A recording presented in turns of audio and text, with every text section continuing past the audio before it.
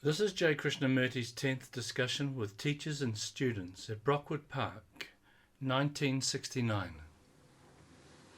What do you think is the future?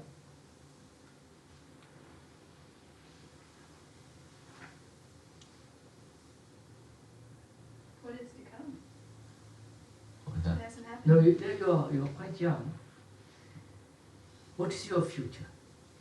And what do you mean by the future?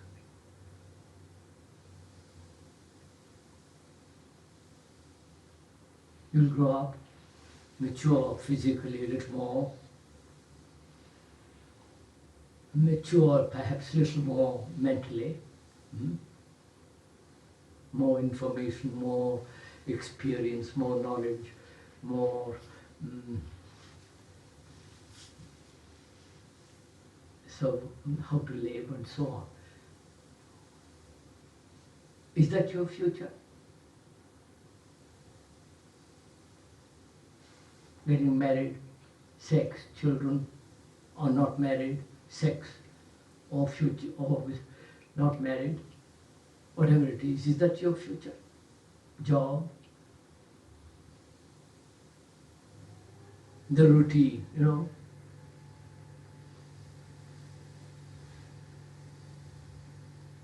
What would you like your future to be?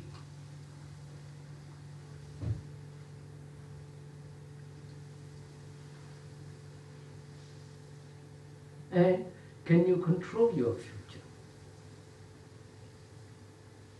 Or is it all settled?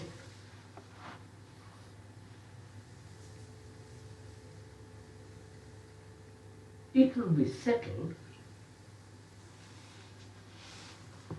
if you don't do something very drastic, something very vital. Otherwise, you will follow their old routine, the repetition. So that will be your future.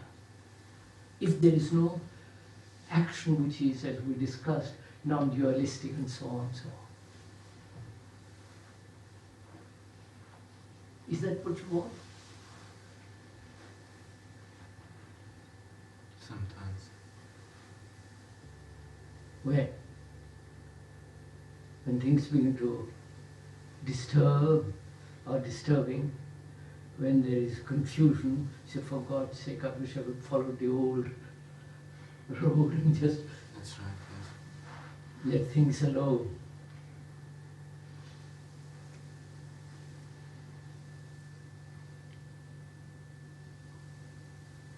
Or is there a future at all?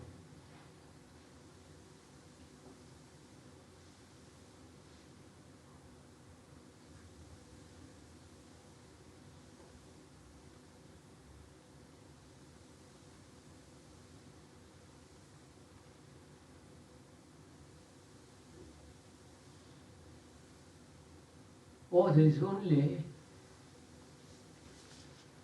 a movement in the present.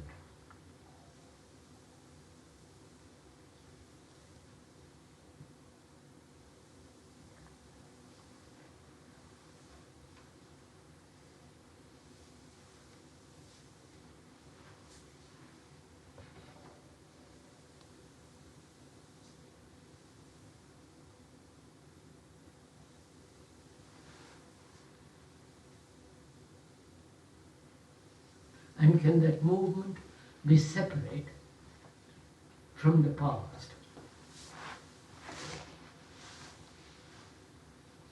You know what I'm talking about?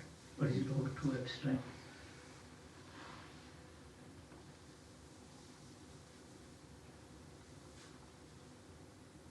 I go to India tomorrow. Paris, Rome and India. If I carry with me the burdens of Brockwood, burdens, the pleasure, the delight, the trees, the memory of the green lawn, and badger and so on. That memory is the past. And if I live with that memory, the the present will be changed will be modified by the memory, won't it? I will say, I wish I were back at Brockwood. It was so nice, so pleasant. And everybody treats me so nicely, and I feel like and that is going to shape my movement in the present, won't it? It'll give it a color. It'll give it a certain direction. If, as I will, completely drop the Brockwood, then what is that movement which hasn't got the color of the past? It's a pure movement. Huh? It's a pure movement. Don't theorize. It's the worst thing to theorize. Well, it's You don't know, because we have never done things that way. We carry things with us from day to day to day. What you said to me, how you hurt me, your praise, your flattery, you're saying, what a nice, that was a very good talk you gave this morning, or this. I carry all that with me. All that conditions the movement in the present, right? And that is going to create the future. So the past, yesterday, today, and tomorrow, more or less the same. Modified, little changed here and there, but it is the same movement.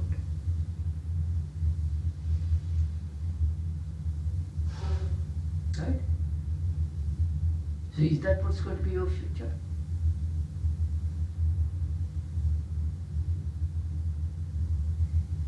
That is, you were born in America or in England or in Australia, Canada, wherever it is, India, and so on, so on, so on. All that, the past remains with you, which is your conditioning,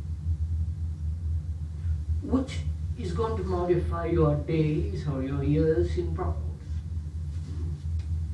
And that's going to still modify the future. So that this cause-effect chain will go on all the time.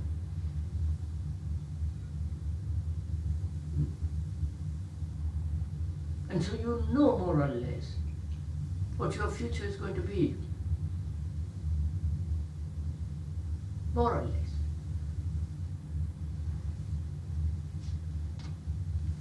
If you don't set a movement which is nothing to do with this.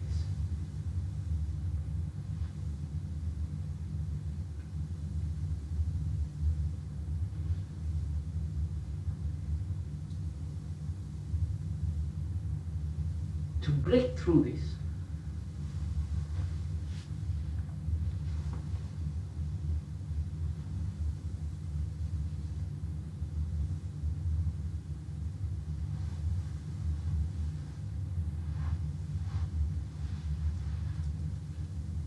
isn't that what we're doing here to become? well, that's up to you. That's up to you to find out how you are conditioned by the culture in which you have lived. Culture being religion, non-religion, or hippies, drugs, the excitement of sex, the pleasures of it, and so on, so on, so on. How you have been conditioned.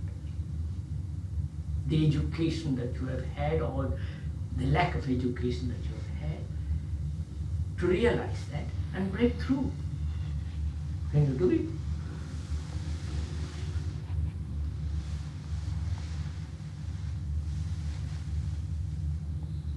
If you don't break through, you will carry the burden of the culture in which you have been brought up, won't you? Obviously. And that's going to modify, bring a certain direction to the present, which is going to create the future, right? Unless you break through this, we are slaves.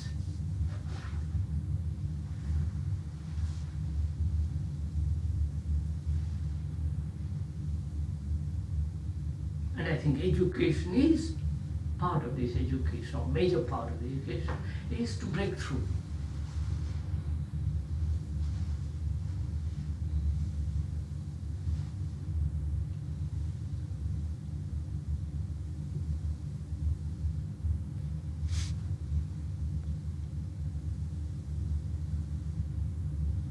Now, can this be done? So you're not thinking about the future at all. I don't know if you, right? You're only concerned with breaking from the past. What happens when, like, I know I'm doing some work now, but I'm doing, the work is always for the future. I mean, doing the work is right now, but the goal of the work is for the future. Is it? Yeah. If what you're doing you really love, is it the future involved in it? Yeah. No.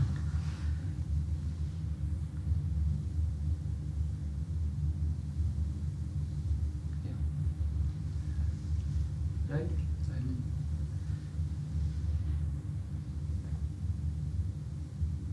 Can we break through this pattern?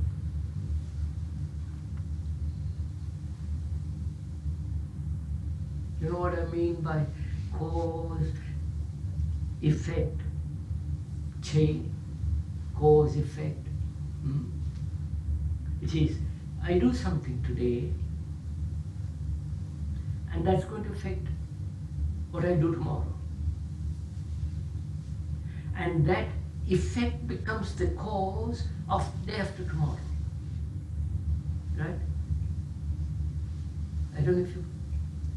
So the cause becomes the effect becomes the cause for a future effect, and so on and on and on.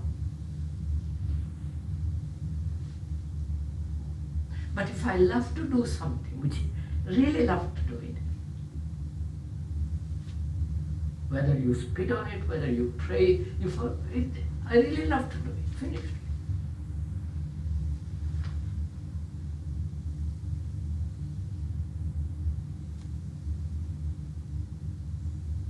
If I use the violin in order to get more money, to be famous, then I'm not really a musician. But if I really love to play the violin, it doesn't matter whether I get rich or poor, it's follow.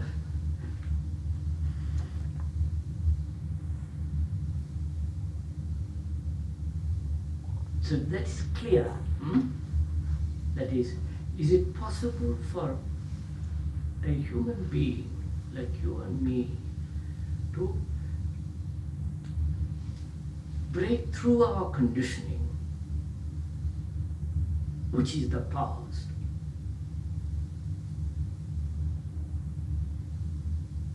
and live in the movement of today only?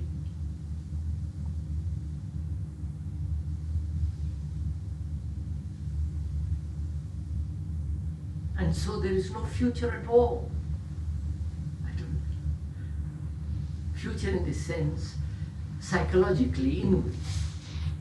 There's tomorrow, I'm leaving tomorrow.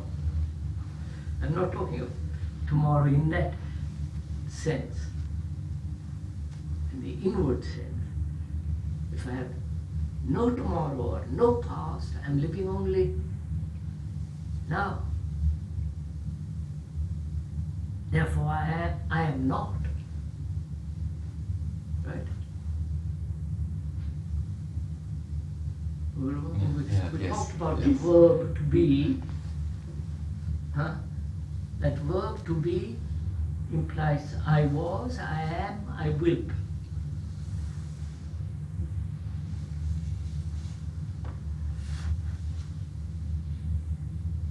Right? Is this somewhat clear? I'd like to discuss something else, may I? What do you think is love?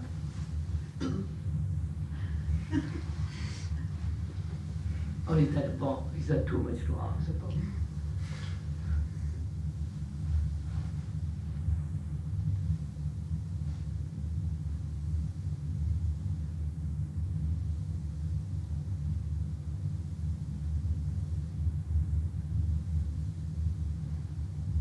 It's very difficult to say simply. It doesn't seem to be anything simple to say. No, we're going to find out, slowly, slowly. We won't verbalize it yet, or define it yet, or give it a meaning to it yet. What does it mean? When you say I love, what does it mean?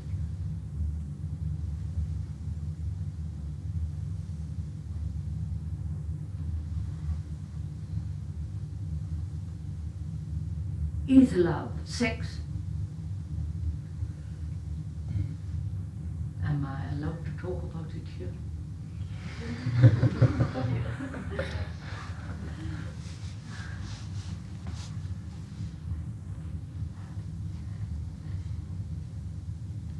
You know, I talk about everything openly. I don't have a closed-fisted secrecy about anything. So can I talk about it a little bit? Or is that all taboo, or will it make you nervous? Or will it make you curious?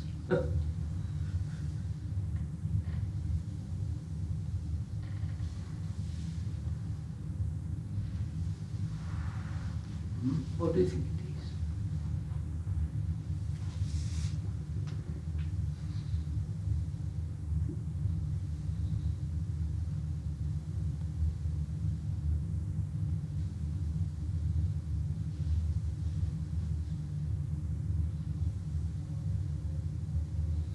You see, when you pick up a magazine, they talk about love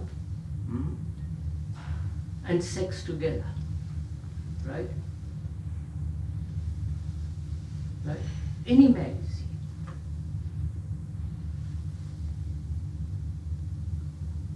So love apparently goes with sex. Is that so? Not always. If Are we going to find out? Don't say not always, then you block it. no, but if I love my brother, or Do you? yes, I do. What does that mean? I have a great affection for him. What My is- desire is go his into it, go well-being. into it, go into it, little bit. Don't. I love my brother. What does that mean? In that, there is no sex involved. Or it may be. One can't ever say no. Go slowly. Now, I love my brother. What does that mean? Will I compete with him?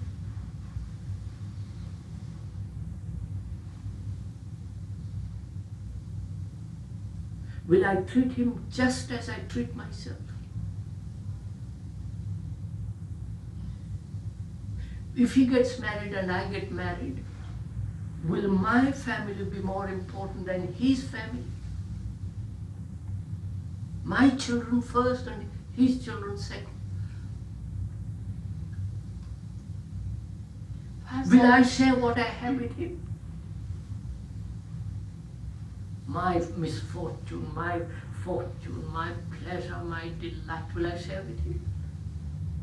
Or have I closed myself with my family and he has closed himself with his family? And before we have families even, do I really love him? That is, I'm completely open.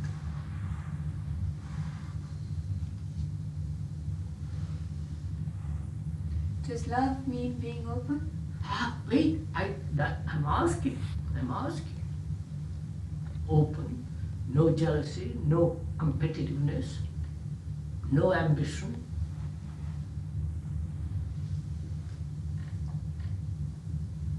If I'm ambitious, you understand, I want a better job, I want this. Can I then love anybody? Including my brother, if I'm ambitious? If I'm competitive?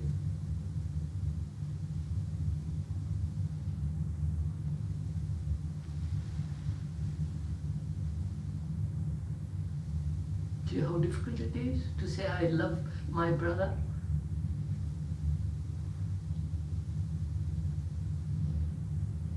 I love my mother, I love my country, or whatever it is.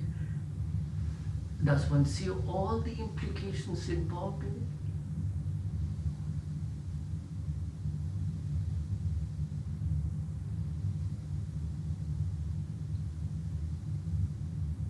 Or I love my brother because I like it. It's my pleasure. I take delight in it. And if my brother did something which I disapprove of, if my daughter runs away with somebody and I'm old-fashioned, I disapprove of her running away with somebody or marrying somebody, I close the door. Right? And yet I say I love my daughter.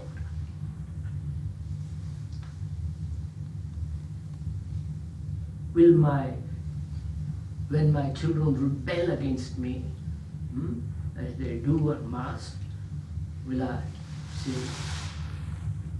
close the door? Or be indifferent to what happens to them? Do I love my children if they're going to get killed in the war? Do I encourage war? No, it's terribly difficult. It isn't such an easy thing to say, well, I love somebody.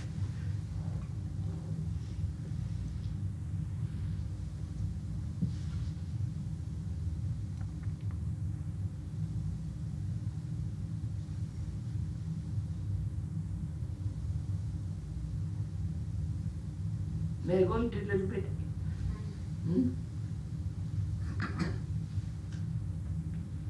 First of all, what place has sex in love? And you don't mind my talking about all this? You're sure?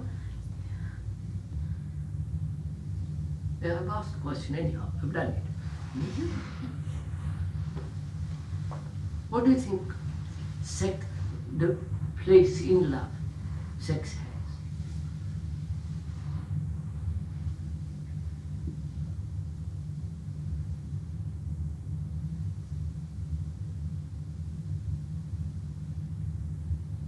All the biological instincts, the drive of sex, the intensity of it, how one plays up to it. You know, boy and girl business.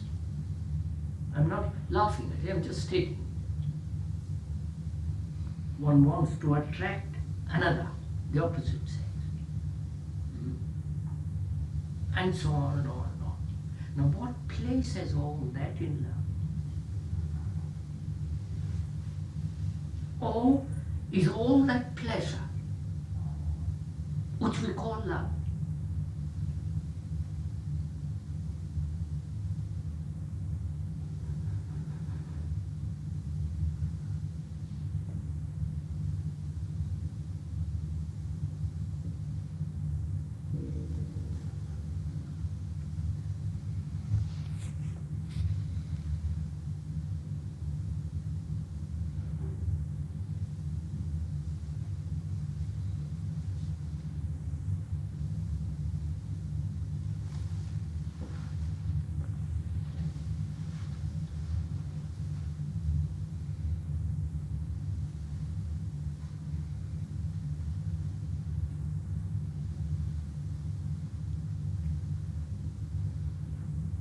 I like you.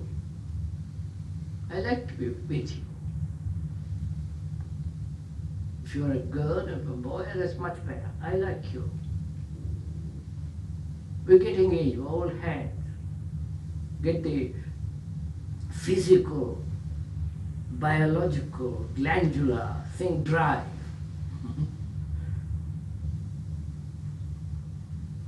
And then we get married or not married. We sleep together.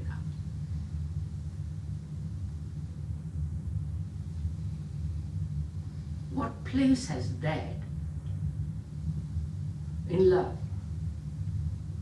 And the whole world, every magazine, everybody talks about it. You follow? Love is that.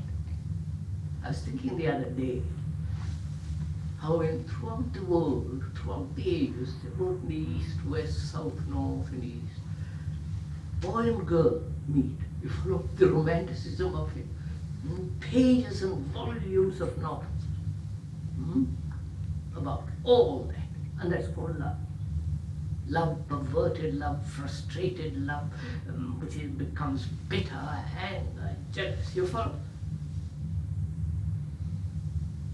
The romantic love, the sentimental love, and the pure love, and the divine love.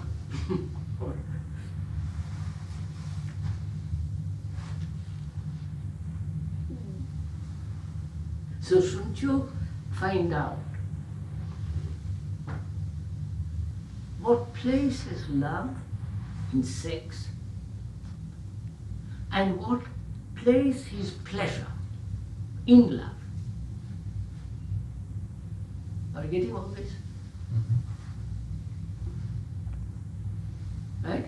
What place has sex in pleasure and what place has sex in love and what place has pleasure with regard to love?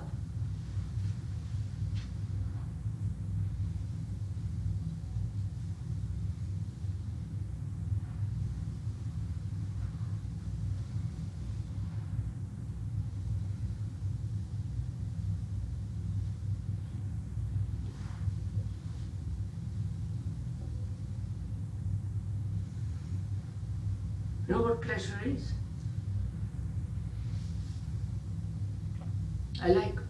One likes good Cox's pickle. That's pleasure. It's a good fruit, good salad, good meal, good tasting food. That gives great pleasure, doesn't it? To see a beautiful tree, that's a pleasure. To see a lovely sunset, that's a pleasure.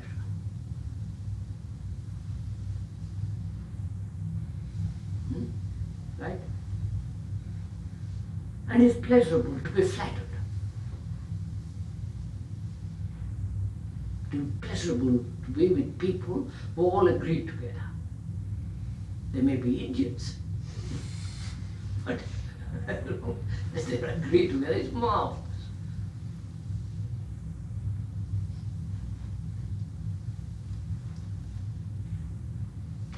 It's pleasure to have sex and the remembrance of it, the chewing about it, the thinking about it. And is that pleasure the food, seeing the tree, the sunlight on the water, the evening light of a summer's evening, and sex, in which great pleasure is involved? What has that pleasure got to do with love?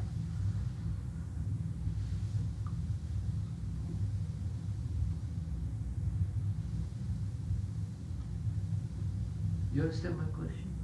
How you have to answer it. You can't just sit there and nod your head.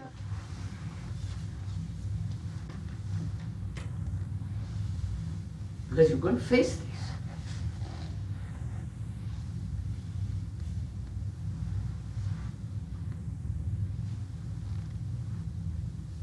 And all the world is knocking at your door, you follow? Pushing you in direction. Brutally. Cinemas, television, newspapers, magazines, the half-naked ladies, you know, all that's built and driving.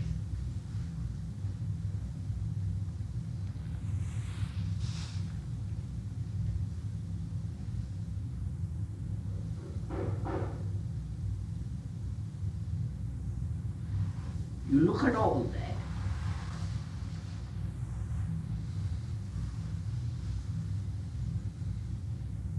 and the books that have been written about it, volumes, all the novelists, right throughout the world, the poets, oh for goodness, you are concerned with this. And one asks, when looks at it all, says, what is pleasure?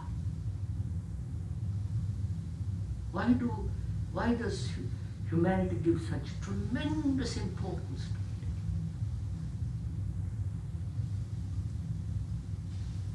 to it? And it's called love. Why? Why this importance to pleasure?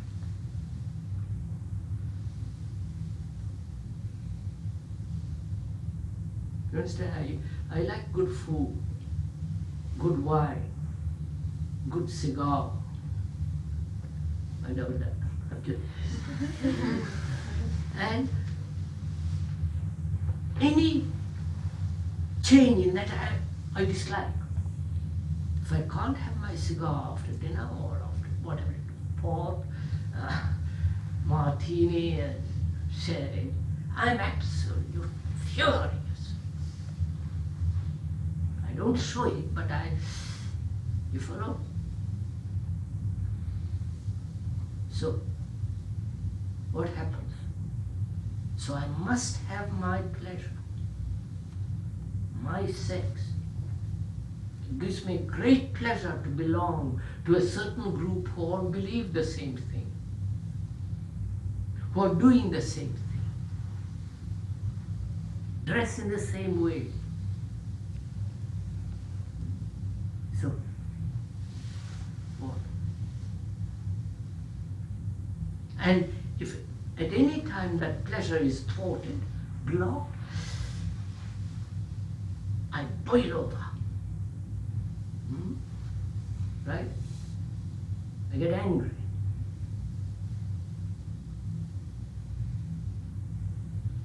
The thing I derive pleasure from, I must possess. Otherwise, in that position, I feel secure. Otherwise, I feel lost. I feel become miserable. So, in possessing from which I derive pleasure, I must dominate, control, legalize. It's my house, my wife, my country, my God. But then are you involved? Huh? Then are you involved with the pleasure? Or are you involved with the possession? So what I possess, I become. If I possess this furniture, I am the furniture. Right? Very obvious. Yes. So I'm just pointing out how extraordinarily difficult it is to find out what pleasure means, not intellectually, what it means deeply, and what its demands are, and how that pleasure has created a society whose morality has become immoral. Right? I don't know if you see that. Society says you're perfectly right to be ambitious. beat like blazes. Perfectly normal, perfectly healthy, perfectly moral, but easy.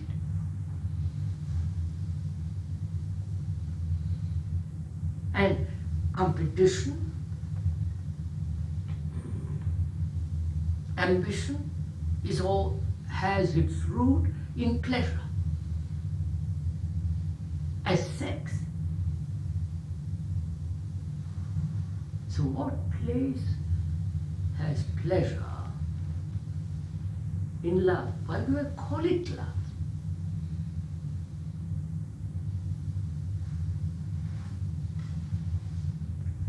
Is it a way of possessing someone? Why do you call it love? Why don't I say, well, it's my pleasure to own my house, huh? My wife, follow it, my wife, Self-love. huh? Self-love.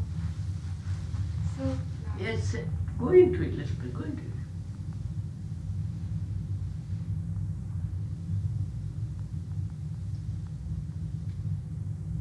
And when I possess my wife, then she becomes my property. Hmm? And when she does something which I dislike, I become jealous, angry, furious, feel lonely. Hmm? So I must hold her. And she likes to be held, possessed, dominated, if she is that kind.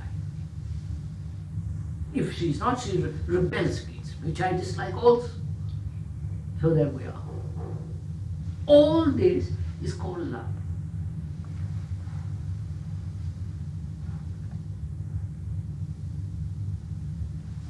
I educate my children. I have seen how the babies are looked after. Hmm? Madam Lohan, how she looks after a baby. Hmm? Day after day, hour after hour. Hmm?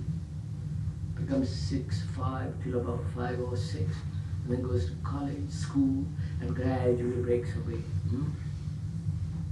And then caught in society, war, sent to Vietnam or other war, shot to pieces. What for? All this is called love. Right?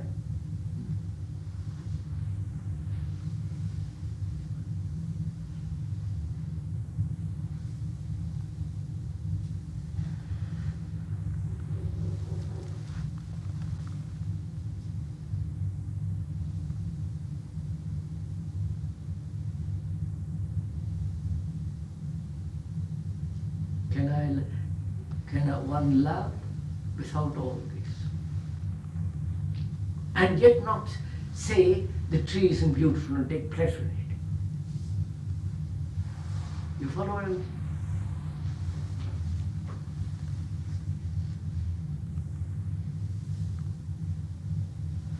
saying? The religious people throughout the world have said no sex. Don't take pleasure in the world. Don't look at a woman or a man, but concentrate your mind on Jesus or on somebody else. So what happens? You don't look at a woman, but you're boiling inside. Hmm? You don't want to look at a tree because, my God, that might bring pleasure and it might stifle.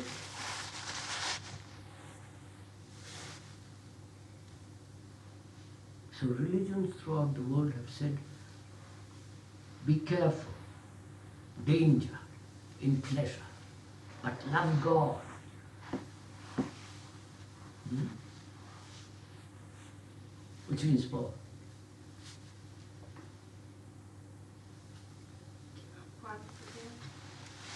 Huh? If I deny pleasure with one hand and love God with the other, what does that mean?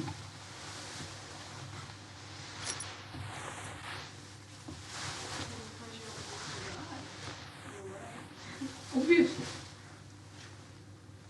What does it what does it mean? To abhor the world, as the monks and the religious people do, or nowadays they don't really, but doesn't matter, let's assume that. And say, love God.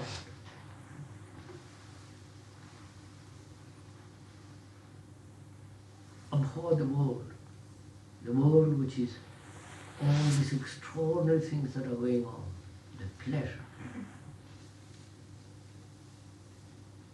Basically it is pleasure. It's morality, it's going to the moon, you know. The whole thing is pleasure.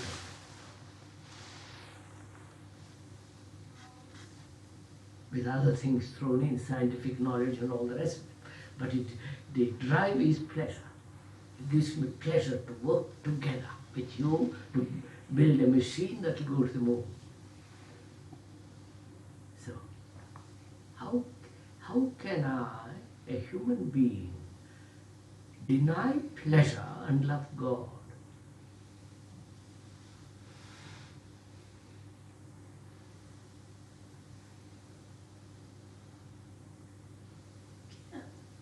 Quite crazy, isn't it?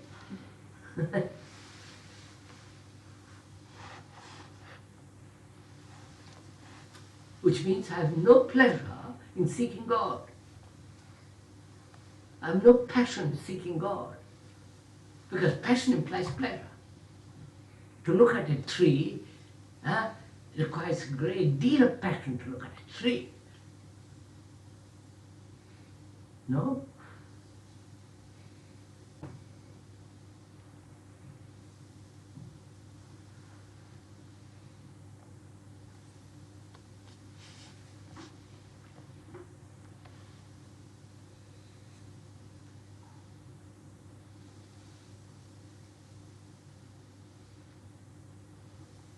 So look what happens.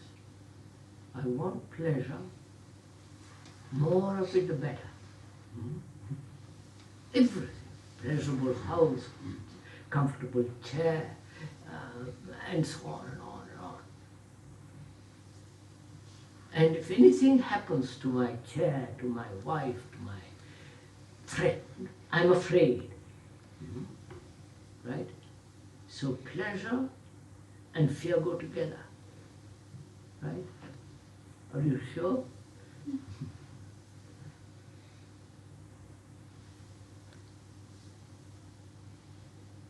And if I say, oh, that's all right, that is inevitable, I prefer pleasure, though it brings pain, that's all right, that's what people do. No. I'll enjoy, No. Huh? I don't. Fear doesn't come with. Well, fear comes with the kind of pleasure where you say it's mine. This is That's how mine, we do. and mine is that. Suppose But if I you walk take out, pleasure yeah, in drinking particular kind of port, and you can't get it, you feel annoyed. You feel, my God, what's wrong? You take drugs, not you, I'm saying. And if you can't get it, you go and steal money to get it.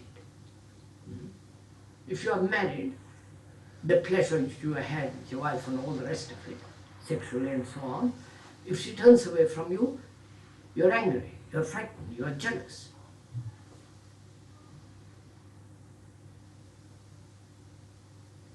So, but does that? I'm questioning even whether once you have something, and you say this is mine, so is it the a pleasure? moment you give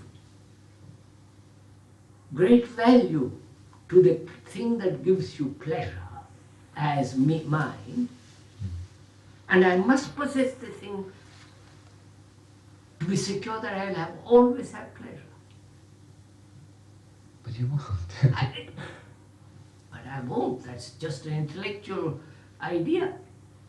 But actually that's what is going on. No, it's not. No?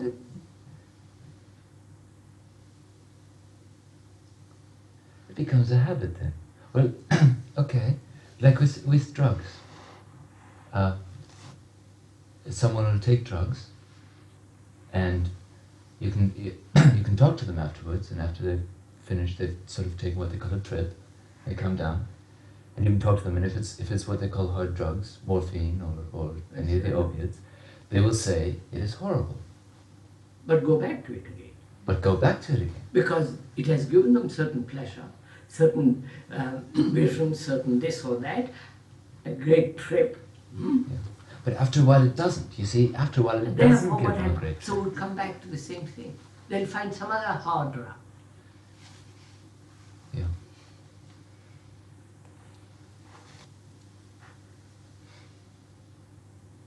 So what one is trying to point out is, where is the line to draw or not to draw between pleasure, love and fear?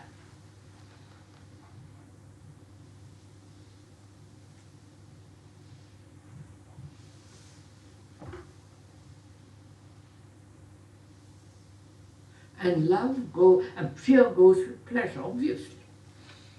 Goes with love too. Huh? It goes with love too. That's what we call pleasure, we call love. But there are types of pleasure where you don't have to feel this is mine. If you go out and see the sun setting, and it gives you pleasure. What happens? Follow it. You go out and look at the sunset. It's a beautiful thing. It gives you great delight. There's great joy in it. And you go away, that memory of that remains. And you want it repeated tomorrow. And the repetition of becomes the mind. Isn't it? You don't say, well, that's a lovely sunset.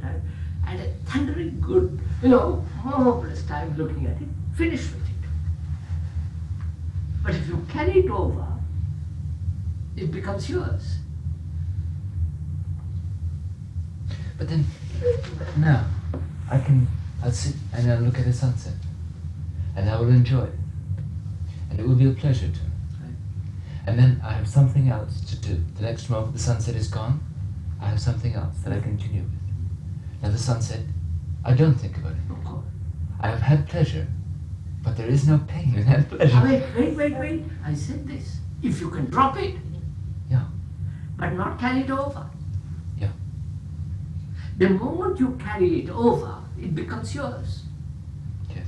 And you're frightened to lose it. Obviously. That's where the pain comes in. So, you follow this point. Where is pleasure, fear, and love? We have mixed all that up. We say love is pleasure, love is fear. You follow? And is love fear? If it is it love? No, you say no. But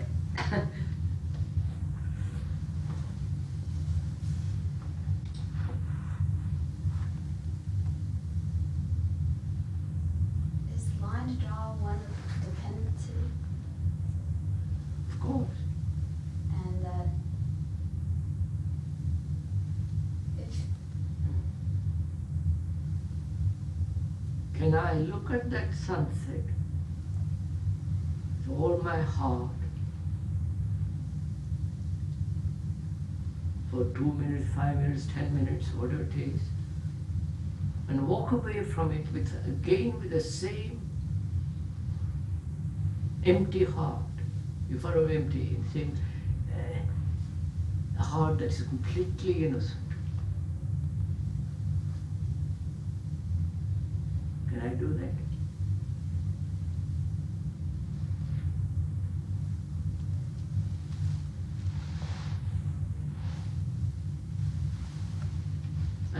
I'm flattered. I listen to it. And can I go away without that flattery or that insult leaving a mark? If it leaves a mark, I'm back again. You follow?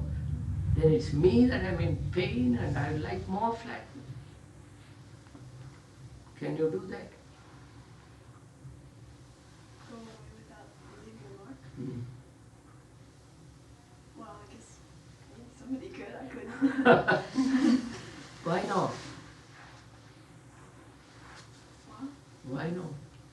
it gives you pleasure to Why not? Why do you say somebody else can, I can't? Because I'm Why afraid. can't you walk away from flattery as though you've heard it? It has given you kind of a kick, and walk away from it without being touched by it. Knowing, follow it, knowing if it touches you, if it leaves a mark,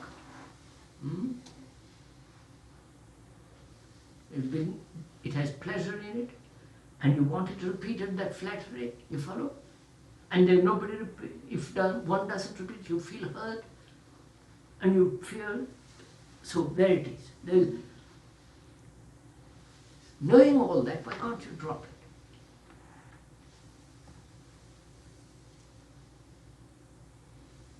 Let it come through one ear and go out of the other.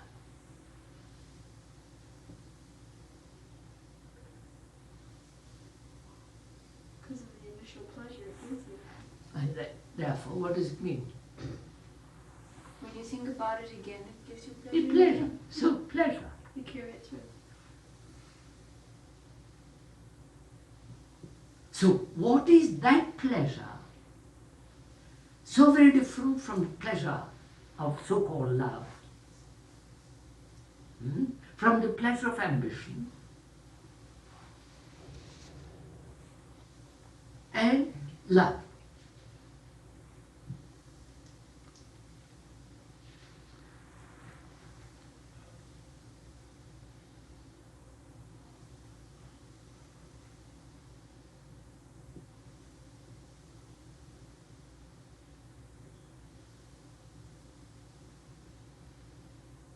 So one asks, is there love without any of all this?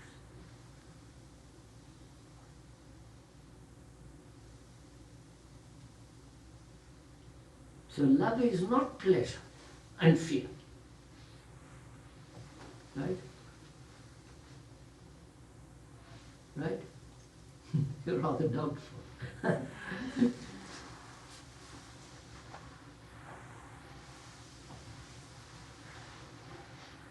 If I hit you and say I love you, well, it's no meaning.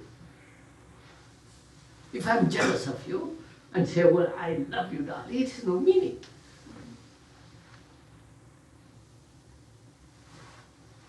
I love my children, educate them, and let them go to war.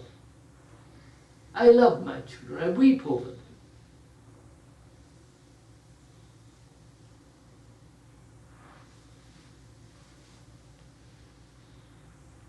So has pleasure, fear. What is the relationship of fear, pleasure with love?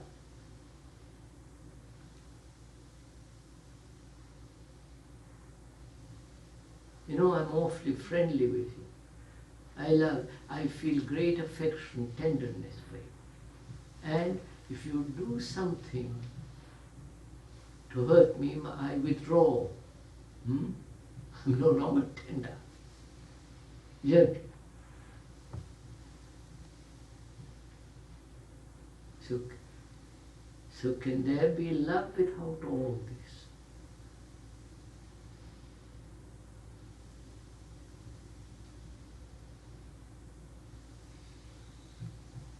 And yet be tender, gentle, not be violent and so on.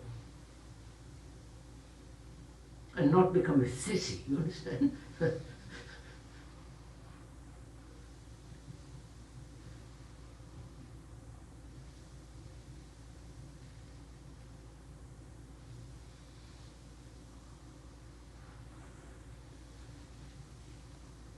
Doesn't a relation relationships sometimes begin as love, perhaps for the first day, 2 days, and then self-consciousness comes about and it's destroyed. Yes, sir. Self-consciousness, self-pity, you're feeling by joy, I'm lonely, Yeah. I want to run away from my loneliness. And so I love my wife, my husband, my children.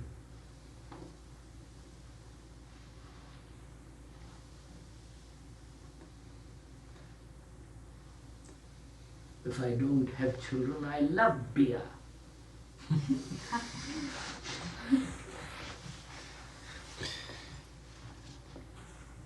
But in a relationship of love, it's often very intangible, very invisible.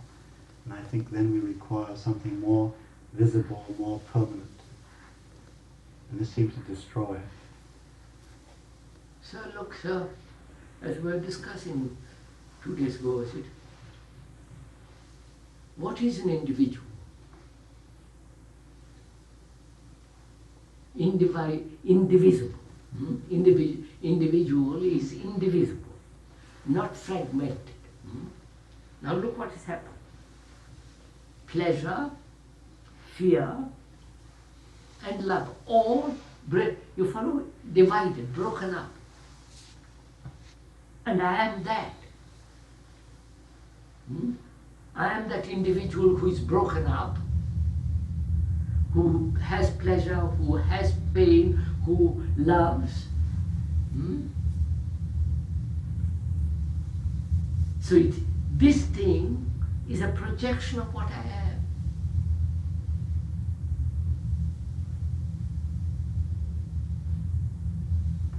Right? I am fragmented, broken up, divided in myself, and so I create things around me, a culture, a society, a morality, which is also broken up.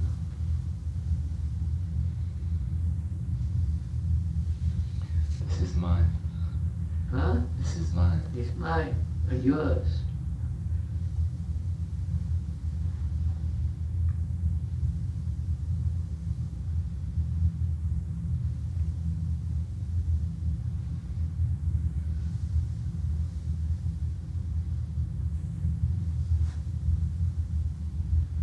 So I am not an individual. I am not a whole being, but I am a divided being. So I am not an individual at all.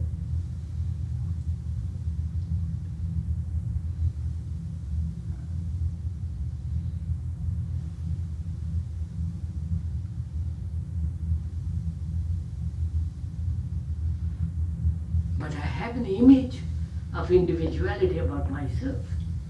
You follow? And I don't want that image to be destroyed.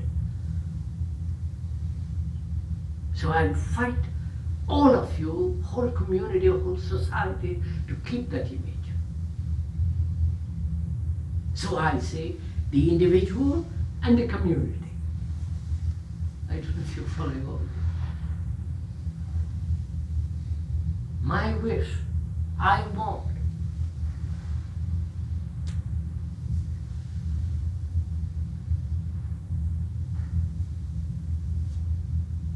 So, the communists say the individual is not important, only the state. And the religions also say it in their own way, God is important, not the individual.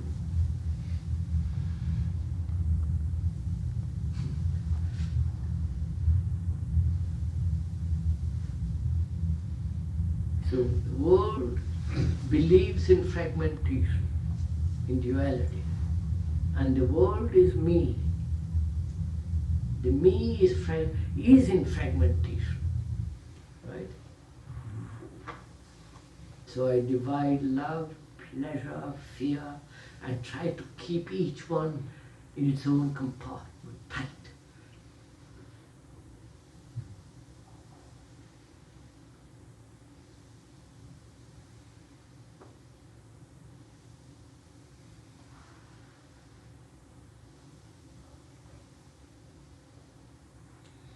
So can this mind not be fragmented, be really individual, which means indivisible, and then perhaps it will only know what love is.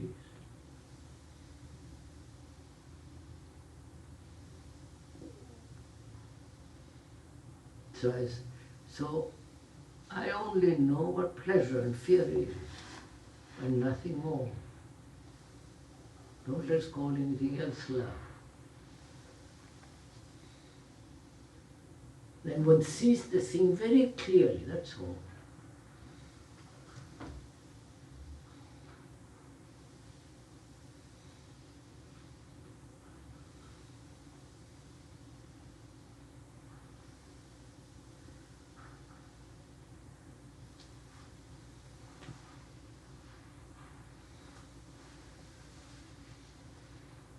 Another thing, may I talk about something else?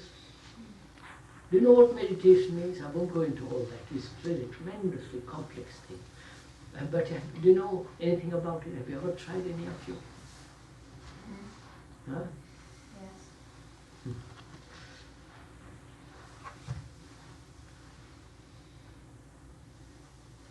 Now first, to have a very quiet body, to sit very quietly, not decide to sit quietly. I don't know if you decide to sit quietly, that decision brings about conflict, which is duality. Right? Is this too much? Huh? You got it? Yes. So can you sit quietly without decision? Hmm?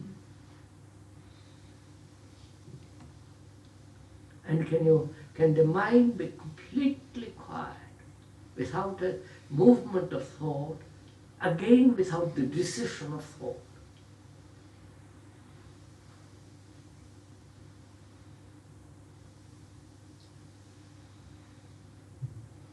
That is the whole meaning of meditation. Right? So that the question then is, the meditator is the meditation. Right? Then if the mind can do that, you then the heaven Sarup.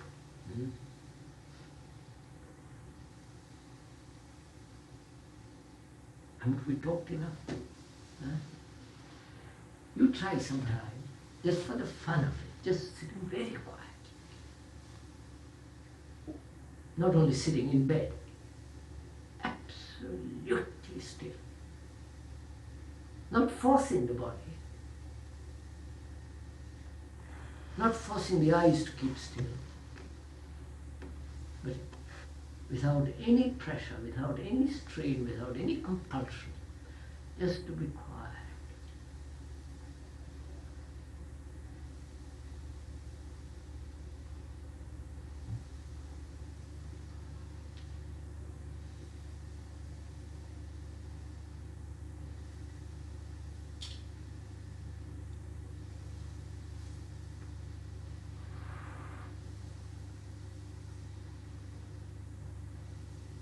Wouldn't you fall asleep?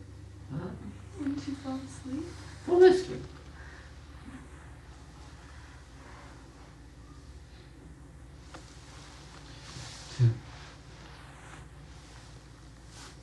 I don't know, I've tried meditation. Huh? I tried a form of meditation once, so it's sort of, I think it's an Indian form, the way you use a mantra, a repetition. Oh. But there was, I just found that This my is mind kept thinking more and more. You know, the idea of the mantra, you know anything about it? Yes.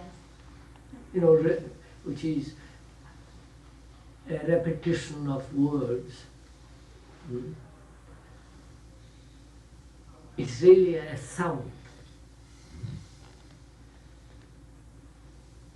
The idea being that the sound has an extraordinary influence.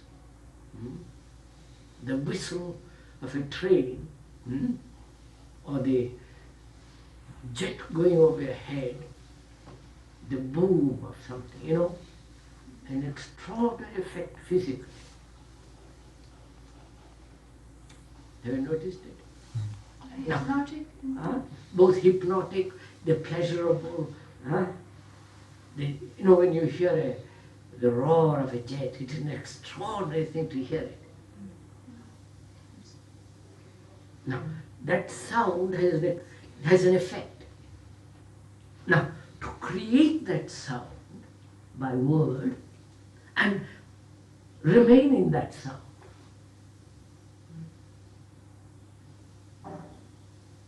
But then you're using something, then it's the same. I'm telling you what is implied in it. It does kind of produce both psychosomatically an effect. And that effect people love, which is called meditation, transcendental experience and so on.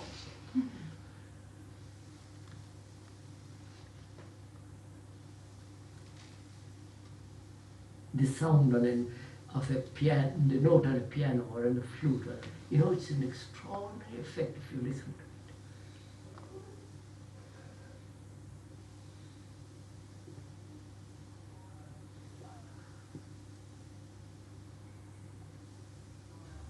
to it. And a stupid mind, a shallow heart can listen and get extraordinarily excited and call that meditation.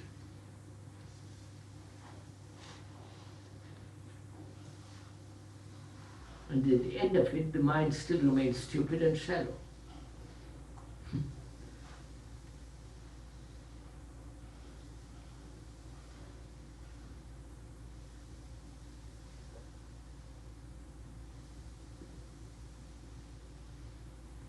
Isn't that enough? Is it time, sir?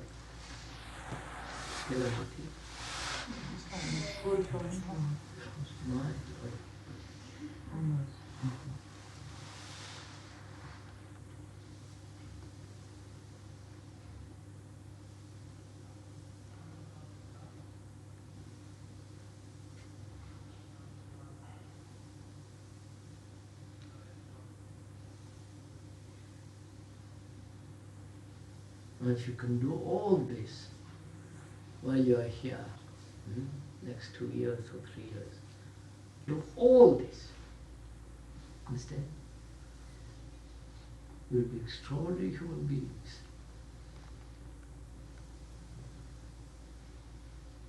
And I hope you will.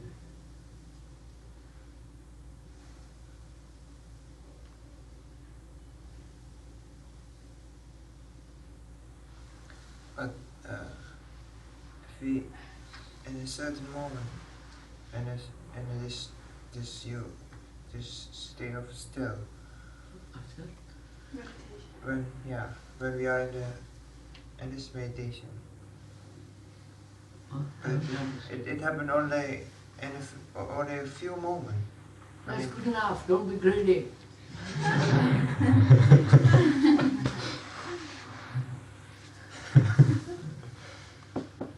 If it is, you miss it. Yeah?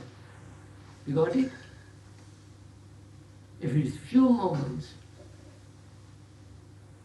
what do you want more? The moment we want more, it is. Okay. When you want more, then it becomes pleasure. Yeah.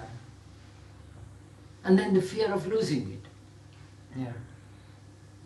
And I love God.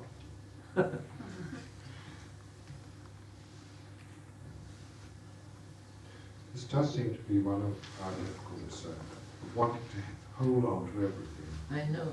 The slightest experience to hold on. I know. Dreadful. Why is it dreadful? Huh?